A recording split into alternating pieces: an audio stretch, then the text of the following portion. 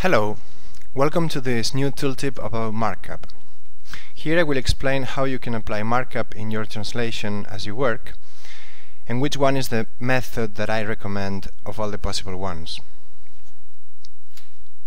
Transit next represents the formatting information in the source text by means of markup, or in other words, markup stands for the formatting data contained in the original file. For example,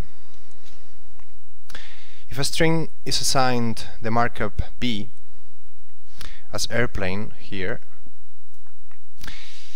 this means that this string is displayed with bold formatting in the document. Let's see the document.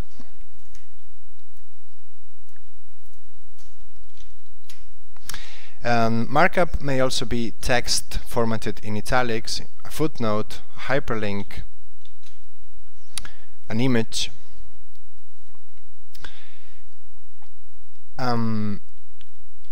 Markup tags might be on their own, as in the first example here, or grouped, like bold and italics together, or nested with other tags,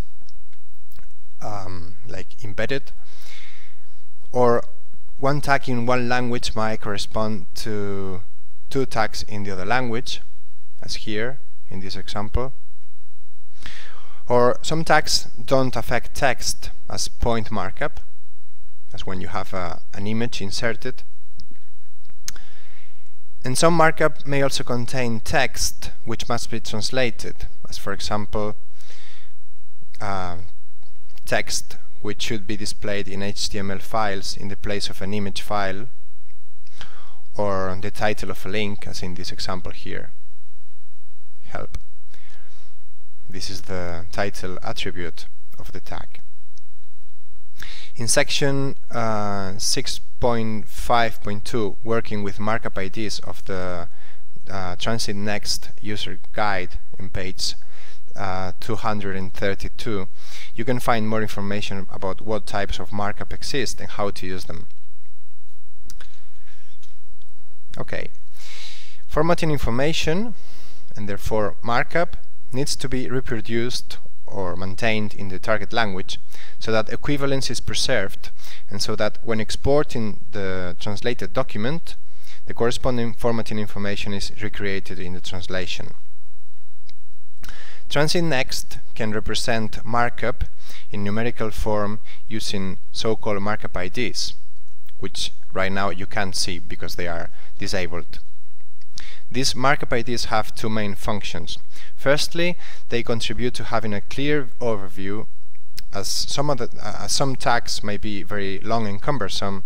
For example, on segment on this segment 3035, you have like two very long tags here. They are not so long actually. They can be much longer, and that makes the view very cluttered and cumbersome. So using IDs instead of the full tags is convenient, because it lets you work more efficiently.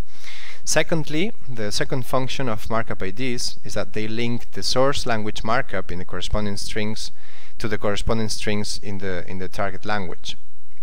So each markup ID in a source segment has an equivalence in the target segment.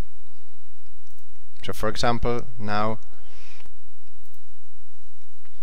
there is bold markup here and bold markup here, but the ID can link both bold formatting.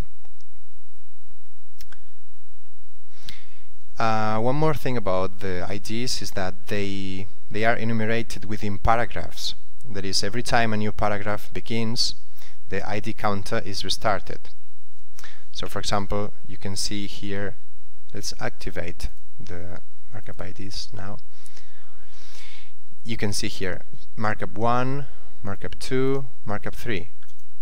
Then a new paragraph begins and it starts again, 1, and so on and so forth.